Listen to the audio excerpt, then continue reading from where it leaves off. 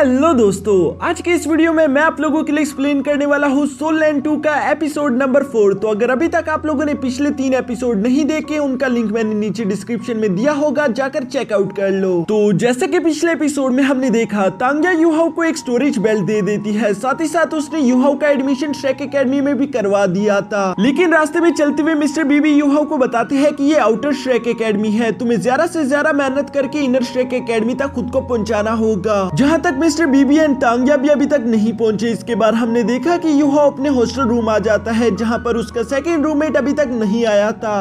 अब आगे next episode की शुरुआत बिल्कुल उसी सीन से शुरू होती है, जहां पर हम देखते हैं कि युहाओ खाना खाकर वापस आ रहा था और वो अपने रूम का दरवाजा जैसे ही ओपन करने की कोशिश करता है, उसका रूममेट निकलकर बाहर आ जाता है, जो कि दिखने में तो बहुत ही ज्यादा खूबसूरत और हैंडसम था। ऐसा लग रहा था जैसे कि वो कोई लड़का नहीं बल्कि लड़की हो। और जो मेरी इस बात को समझ गया वो आगे इसके बारे में किसी को ना बताए। हम देखते हैं कि युहाओ भी यहाँ अपने रूममेट की खूबसूरती देखकर थोड़ा सा चौंक गया था, पर साथ ही साथ युहाओ नोट करता है कि उसका रूममेट तो काफी ज्यादा रूड है, क्योंकि युहाओ ने उससे कहा था कि हाय मैं आपका रूममेट हूँ, जिसके बदले में वो रूममेट कोई भी जवाब ना देते हुए कहता है कि मेरे 5 रूल्स हैं, अगर तुम मेरे साथ इस रूम में रहना चाहते हो तो तुम्हें ये रूल्स मानने होंगे। पहला ये कि तुम बिना वजह के लोगों को यहाँ रूम में नहीं लेकर आओगे, दूसरा ये कि तुम रूम में बिना कपड़ों के नहीं फिरोगे, तीसरा ये कि तुम मुझे परेशान नहीं करोगे, चौथा ये है कि तुम सोते हुए खराटे बिल्कुल भी नहीं लोगे, पांचवा और आखिरी ये है कि रूम की सफाई तुम ही करोगे, बस तुम मेरे बेड को नहीं छू सकते। क्या तुम्हें मेरी बात अच्छे से समझ आ गई? जिस पर युहाओ कहता है कि मैं आखिर तुम्हारी बात क्यों मानूंगा, जिस पर उसका रूममेट कहता है कि अगर तुमने मेरी बात ना मानी तो मैं तुम्हारी पिटाई करके तुम्हें लात मार के यहाँ से बाहर निकाल दूंगा। युहाओ को भी उसकी ये बात सुनकर अब गुस्सा आ गया था, इसलिए वो कहता है कि अगर तुम कोशिश ही करना चाहते हो तो चलो नीचे आ जाओ, मैदान में हम देख लेते हैं। वो रूममेट भी इस चैलेंज को एक्सेप्ट कर लेता है, लेकिन नीचे जाने से पहले वो युहाओ से कहता है कि इससे पहले मैं तुम्हारी पिटाई करूँ, क्या मैं जान सकता हूँ कि तुम्हारा नाम क्या है? जिस पर युहाओ एटीट्यूड के साथ कहता है लेकिन उससे पहले तुम्हें अपना नाम बताना होगा, जिस पर वो रूममेट बताता है कि मेरा नाम है वांगडोंग। वांगडोंग का नाम सुनकर युहाओ बताता है कि मेरा नाम है युहाओ, जो सुनकर वांगडोंग कहता है कि सुनकर अच्छा लगा, क्योंकि जल्द ये नाम श्रेक एकेडमी से गायब होने वाला है। इसके बाद नेक्स्ट सीन में हम देखते हैं कि ये दोनों ही फाइट करने के लिए नीचे मैदान में आ गई थी, जहां पर वो बूढ़ा आदमी भी बैठा हुआ था। मैदान में ये दोनों ही एक दूसरे से फाइट करने के लिए तैयार हो गई थी, जहां वांगडोंग आगे की तरफ बढ़ते हुए युहाओ पर हमला करना शुरू कर देता है। वांगडोंग की रफ्तार यहाँ पर काफी ज्यादा तेज थी, जिससे युहाओ के लिए नॉर्मल आंखों से देखना मुश्किल होता जा रहा था। इसलिए हम देखते हैं कि युहाओ ने अपने सोल डिटेक्शन टेक्निक को एक्टिवेट कर लिया था। वो बूढ़ा आदमी भी यहाँ इन दोनों की फाइट को नोट करते हुए कहता है कि युहाओ की बॉडी काफी ज्यादा कमजोर है, लेकिन इसके बावजूद भी इस लड़के के स्किल्स कमाल के हैं। दूसरी तरफ सोल डिटेक्शन की वजह से हम देखते हैं कि युहाओ अब वांगडोंग के अटैक्स को डॉज कर पा रहा था, लेकिन वांगडोंग इतनी आसानी के साथ हार कहाँ मानता है। वो बहुत ही तेजी के साथ हमला करते हुए युहाओ से कहता है कि क्या बस तुम यही कर सकते हो? ये कहती ही वांगडोंग ने अपनी रफ्तार और भी ज्यादा बढ़ा दी थी। अब यहाँ वांगडोंग के हमलों से बचने के लिए हम देखते हैं कि युहाओ ने अपने टांग सेट के शैडो डांसिंग टेक्निक को एक्टिवेट कर लिया था, जिसकी वजह से युहाओ की रफ्तार भी तेज हो चुकी थी। साथ ही साथ युहाओ यहाँ तेजी के साथ मूव करते हुए एक जोरदार किक के साथ वांगडोंग पर हमला भी कर देता है, लेकिन वांगडोंग ने उसे किक करते हुए ब्लॉक कर दिया था। साथ ही साथ वांगडोंग बहुत ही ज्यादा चालाकी के साथ युहाओ को कॉम्बो लगाते हुए जमीन पर पटक देता है, जहाँ पर हम देखते हैं कि युहाओ की बॉडी ने कांपना शुरू कर दिया था। युहाओ समझ चुका था कि अगर सब कुछ ऐसे ही चलता रहा तो मैं हार जाऊंगा, लेकिन दूसरी तरफ खड़ा वांगडोंग ये सब देखते हुए भी रुकता नहीं। वो लगातार आगे बढ़ते हुए युहाओ पर हमला करना शुरू कर देता है, जिसकी वजह से हम देखते हैं कि युहाओ ने भी अपने गोस्ट हैंड टेक्निक को एक्टिवेट कर लिया था, जिसे इस्तेमाल करने का मौका उसे नहीं मिल पाता, क्योंकि वांगडोंग लगातार उस पर हमले करती जा रही थी। युहाओ उसके हमलों से बचने के लिए जंप करते हुए एज पर पहुंच जाता है, जहां युहाओ का बैलेंस बिगड़ने की वजह से वो नीचे गिर गया था। ये देखकर वांगडोंग भी उसे देखने के लिए तेजी से भागता हुआ वहां पर आ जाता है, लेकिन ये सब तो युहाओ की एक चाल थी, क्योंकि जैसे ही वांगडोंग उसकी आंखों में देखता है, युहाओ ने अपनी थर्ड टेक्निक सोल शॉक का इस्तेमाल करना शुरू कर दिया था, जिसकी वजह से वांगडोंग का सर चकरा चुका था। और इसी मौके का फायदा उठाते हुए युहाओ जंप करते उसे नीचे गिरा देता है। साथ ही साथ वो उसके ऊपर बैठकर कहता है कि तुमने हार मानी। वांगडोंग तो युहाओ को अपने इतने जरा करीब देखकर गुस्से के साथ कहता है कि आखिर तुम्हारी हिम्मत कैसे हुई, तुमने मुझे छुआ कैसे? लेकिन दूसरी तरफ युहाओ बेचारा क्या ही समझ पाता। वो वांगडोंग से कहता है कि हार मान लो, तभी मैं दूर हटूंगा, जिस पर वांगडोंग कहता है ठीक है मैं हार गया। यहाँ युहाओ कहता है कि शुक्र करो मैंने अपने डैगर का इस्तेमाल नहीं किया, वरना तुम जिंदा भी ना बच पाते। साथ ही साथ युहो अपने हाथ वांगडोंग की तरफ बढ़ाते हुए कहता है कि और जैसा कि तुमने अपने 5 शर्तों के बारे में बताया तो मैं उन्हें एक्सेप्ट करने के लिए तैयार हूँ, लेकिन इसलिए नहीं कि मैं तुमसे डरता हूँ, ये सिर्फ इसलिए क्योंकि तुम मेरे रूममेट हो और मैं तुम्हारी रिस्पेक्ट करता हूँ। ये कहते ही उसने वांगडोंग को अपने पैरों पर खड़ा कर दिया था। जबकि साथ ही साथ युहो कहता है कि दोबारा कभी भी मेरी बेइज्जती मत करना। ये कहने के बाद वो अपने रूम की तरफ रवाना हो गया था, जबकि दूसरी तरफ वांगडोंग लगातार उसी को देख रहा था। उसे समझ नहीं आ रहा था कि आखिर वो इतनी आसानी के साथ कैसे हार गया। इसके बाद हम नेक्स्ट डे का सीन देखते हैं जहाँ सुबह के 7:30 बज चुके थे। युहो अपने बेड पर बैठकर कल्टीवेशन प्रैक्टिस कर रहा था, जबकि वांगडोंग क्लास के लिए तैयार होते हुए युहो से कहता है कि क्या तुम्हें क्लास नहीं जाना, जिस पर युहो उसे सवाल करते हुए पूछता है कि क्लास कब शुरू होने वाली है। वांगडोंग कहता है कि बस 30 मिनट में, जिस पर युहो कहता है ठीक है फिर तुम जाओ, मैं थोड़ी देर और प्रैक्टिस करके आऊंगा। वांगडोंग उसकी ये बात सुनकर उसे बेवकूफ कहते हुए हॉस्टल के बाहर आ गया था, जहाँ पर कुछ साइकिल्स पड़ी हुई थी। वो उनमें से एक साइकिल को एक्टिवेट करते हुए क्लास की तरफ रवाना हो जाता है, जहाँ रास्ते में बैठी हुई लड़कियां वांगडोंग को देखकर कहती है कि वाओ ये लड़का कितना हैंडसम है। लेकिन वांगडोंग उन लड़कियों पर ध्यान ना देते हुए अपनी क्लास तक पहुंच जाता है, जहां अनाउंसमेंट होती है कि सिर्फ 5 मिनट बचे हैं और जो भी स्टूडेंट लेट होगा उसे क्लास में एंटर होने की इजाजत नहीं दी जाएगी। साथ ही साथ नेक्स्ट सीन में हम युहो को देखते हैं जो कि तेजी के साथ भागता हुआ अपनी क्लास की तरफ आ रहा था। क्लास को बंद होने में बस 5 ही सेकंड बचे थे, लेकिन युहो वक्त रहते ही क्लास में पहुंच जाता है, जबकि वांगडोंग भी पहले से क्लास में आ चुका था। वहाँ पर मौजूद लड़कियां भी वांगडोंग को हैंडसम और खूबसूरत कह रही थी। थोड़ी देर में अब इन लोगों की प्रोफेसर भी वहाँ क्लास में आ चुकी थी, जो कि आते साथ ही कहती है कि मेरा नाम है जाओ यी, मैं तुम लोगों की हेड टीचर हूँ और मैं तुम लोगों को पहले ही बता देना चाहती हूँ कि मैं बेवकूफ लोगों को ट्रेनिंग नहीं कराती, मैं बस मॉन्स्टर्स को ही ट्रेन करती हूँ। इसलिए इस क्लास में मौजूद यूजलेस लोग मेरे एग्जाम को बिल्कुल भी पास नहीं कर पाएंगे। साथ ही साथ वो यहाँ पर सवाल करते हुए पूछती है कि कल रजिस्ट्रेशन डे वाले दिन किस किस ने फाइट की, जो सुनकर युहो और वांगडोंग घबरा चुके थे। वो ना चाहते हुए अपनी जगह पर खड़े हो जाते हैं। वो समझ चुके थे कि अब हमें पनिशमेंट दी जाएगी, लेकिन मिस जाओ यी उन 2 लोगों को खड़ा होता हुआ देखकर कहती है कि सिर्फ 2, वाओ इस बार मुझे कितने यूजलेस लोग मिले हैं। साथ ही साथ वो ऊंची आवाज में कहती है कि सिर्फ वही डेसिबल यहाँ पर स्ट्रॉन्ग हो पाएंगे जो कि दूसरों को चैलेंज करके खुद को स्ट्रॉन्ग बना पाए। बाकी तुम सब लोगों ने मुझे निराश किया, इसलिए तुम सब लोग खड़े होकर मैदान के 100 राउंड लगाओगे। जो सुनकर वांगडोंग के चेहरे पर तो एक मुस्कान आ चुकी थी। वो खुश हो चुकी थी जैसे कि उसने बहुत बड़ा तीर मार लिया था। लेकिन बाकी के डेसिबल हैरान होते हुए कहते हैं कि आखिर ये क्या मजाक है, हम लोगों ने तो कुछ किया भी नहीं था। तभी मिस जाओ यी कहती है कि जिसने 100 राउंड वक्त पर नहीं लगाए मैं उसे एकेडमी से एक्सपेल कर दूंगी। ये सुनकर वहाँ का एक डेसिबल खड़ा होकर कहता है कि मैं इस बात से सहमत नहीं हूँ, आखिर आप ऐसा कैसे कर सकती हो, हमने लड़ाई नहीं की, इसकी वजह से हमें पनिशमेंट मिल रही है, ये कहाँ का कानून है। जिस पर वो टीचर कहती है कि ये मेरा कानून है और अगर तुम इसे नहीं मानना चाहते तो मेरे साथ आकर फाइट कर लो। और ये कहती उन्होंने अपनी सोल रिंग्स को एक्टिवेट कर लिया था, जहाँ पर हम देख पाते हैं कि उनके पास 1 लाख साल पुरानी सोल रिंग भी मौजूद है। सारे डेसिबल उन्हें देखकर डर के मारे वहाँ से भागकर राउंड लगाने के लिए पहुंच गए थे, जबकि इसके बाद मिस जाओ यी यहाँ इन दोनों को भी अपने पास बुला लेती है, जहाँ वो इन लोगों से कहती है कि अच्छा तो तुम दोनों ने आपस में फाइट की, लेकिन क्या मैं जान सकती हूँ कि आखिर तुम दोनों के बीच फाइट क्यों हुई। जिस पर युहो कहता है कि हम दोनों रूममेट्स हैं और हम दोनों के बीच थोड़ी सी आर्गुमेंट हो चुकी थी, जिसकी वजह से हम लोगों ने फाइट की। मिस जाओ यी ये सुनकर कहती है कि तुम लोग एक दूसरे को चैलेंज करके ही प्रोग्रेस कर सकते हो, ये काफी अच्छी बात है, लेकिन दोस्तों को आपस में फाइट नहीं करनी चाहिए। चलो अब तुम लोग भी मैदान में जाकर 100 राउंड लगाओ। जिस पर हम देखते हैं कि वांगडोंग हैरान होते हुए कहता है कि आखिर हम लोगों ने तो फाइट की, फिर हम क्यों राउंड लगाए। जिस पर मिस जाओ यी कहती है कि मैंने कब कहा कि तुम लोग राउंड नहीं लगाओगे, मैंने तो ये कहा था कि तुम लोग दूसरों से स्पेशल हो, इसलिए तुम लोगों को अपने 100 राउंड्स कंप्लीट करने के लिए बाकी लोगों से कम टाइम मिलेगा। यहाँ पर वांगडोंग को ये सुनकर गुस्सा आ गया था, वो तो अभी भी बहस करने वाला था, लेकिन युहो उसे हाथ से पकड़कर अपने साथ बाहर की तरफ खींचता हुआ भागना शुरू कर देता है। जिस पर वांगडोंग उससे कहता है कि आखिर तुम मुझे खींचकर बाहर क्यों लाए। जिस पर युहो कहता है कि पहला तो ये कि तुम उन्हें बहस में नहीं हरा सकते और दूसरा ये कि तुम उनसे फाइट भी नहीं जीत सकते, तो बिला वजह बात करने का क्या ही मकसद, तुम्हारा टाइम ही जाया होना था। अगर तुम शेक एकेडमी में रहना चाहते हो तो बिला वजह अपना टाइम जाया करने के बजाय हमें अपने 100 राउंड्स पूरे करने पर ध्यान देना होगा, क्योंकि मैंने अपने सेक्ट लीडर से सुना था कि मिस जाओ यी बहुत ही ज्यादा स्ट्रिक्ट है, उन्होंने हमें ये असाइनमेंट दिया, अगर हमने ये कंप्लीट ना किया तो वो सच में हमें शेक एकेडमी से निकाल देगी। वांगडोंग समझ चुका था कि युहो जो कुछ भी कह रहा है वो सब सही है, इसलिए वो युहो से दोस्ती करने के लिए उससे बातें करते हुए कहता है कि वैसे ये बताओ कि लास्ट टाइम जो तुमने सोल टेक्निक यूज की थी आखिर वो थी क्या। साथ ही साथ वांगडोंग ने यहाँ पर युहो की मार्शल सोल के बारे में कई सवाल कर दिए थे, जिस पर युहो कोई जवाब ना देते हुए कहता है कि तुमने अपनी कोई सोल टेक्निक इस्तेमाल नहीं की, ऐसा क्यों? जिस पर वांडोंग कहता है कि न्यू फ्रेशमैन में से ऐसा कोई भी नहीं है जो कि मेरी ताकत का मुकाबला कर सके, और वैसे भी तुम्हारे पास तो बस सिर्फ 10 साल पुरानी ही सोल रिंग है, तो भला मैं अपनी सोल टेक्निक का तुम पर इस्तेमाल कैसे कर सकता था? जिस पर यूहा उससे कहता है कि हाँ, और भूलना मत कि तुम उस 10 साल पुराने सोल रिंग से हार चुके हो। वांडोंग ये सुनकर मुंह बनाते हुए कहता है कि हाँ, वो तो मैं भूल ही गया था। इसके बाद वो बात को बदलने के लिए यूहा के पास आकर कहता है कि वैसे तुमने मुझे उस चुड़ैल से बचाया, तो इसलिए अगर फ्यूचर में तुम्हें कभी भी मेरी जरूरत पड़ी मैं हमेशा तुम्हारी हिफाजत करूंगा। जिस पर यूहा कहता है कि मुझे तुम्हारी हिफाजत की कोई जरूरत नहीं। ये सुनकर वांडोंग उससे कहता है कि तुम कुछ ज्यादा ही रूड नहीं हो रहे? यूहा जवाब देते हुए कहता है कि मैं कभी भी ऐसी बात ना करता अगर तुम मुझे बराबर का समझते। जिस पर वांडोंग कहता है कि उसके लिए तुम मुझे माफी कर दो, क्योंकि बचपन से लेकर आज तक कोई भी मेरी एज का मेरी बराबरी नहीं कर पाया। यूहा उसकी ये बात सुनकर कोई जवाब ना देते हुए यूं ही आगे की तरफ रवाना हो गया था, जो देखकर अब वांडोंग को भी गुस्सा आ जाता है। वो अपनी रफ्तार बढ़ाते हुए इन सब लोगों से आगे निकल गया था। जबकि साथ ही हम यहाँ पर इन भागते हुए डेसिबल में ग्रीन कपड़ों वाली लड़की जियाओ जियाओ को भी देखते हैं, जिसके बारे में मैं आप लोगों को बता देना चाहता हूँ कि क्वीन मेडुसा और जियावियन की एक बेटी होगी जिसका नाम भी जियाओ जियाओ है। हो सकता है कि ये वही लड़की हो, लेकिन आगे की डिटेल तो हमें बाद में ही जानने को मिलेगी। इसके बाद हम देखते हैं कि मिस जियाओ इन सब लोगों पर नजर रख रही थी, और ये सारे के सारे डेसिबल यूं ही अपने राउंड्स को कंप्लीट करते जा रहे थे। काफी ज्यादा टाइम गुजर जाता है, जहां अब हम देखते हैं कि यूहा तो बुरी तरीके से थक चुका था, लेकिन दूसरी तरफ वांडोंग ने हार नहीं मानी। वो यूं ही तेजी के साथ भागते हुए सबसे पहले ही राउंड्स क्लियर कर लेता है, जहां उसने अपनी फर्स्ट पोजीशन सिक्योर कर ली थी। और भी बहुत सारे डेसिबल्स ने अपने राउंड्स को कंप्लीट कर लिया था। वो सब लोग ही बहुत ज्यादा थक चुके थे।